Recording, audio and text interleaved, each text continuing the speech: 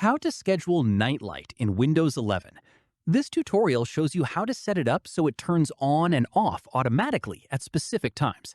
First, click the Start button and open the Settings app.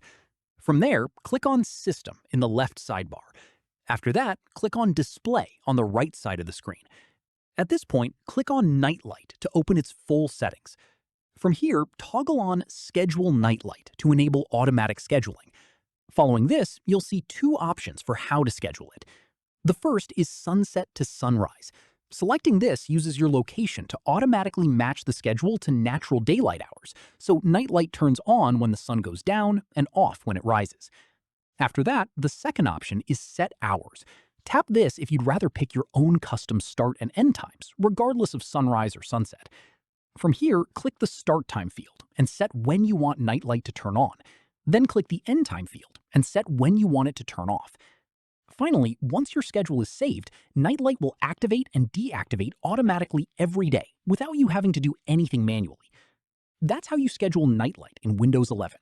If this helped, give it a like, subscribe for more tutorials, and ring the bell so you catch the next one. See you then.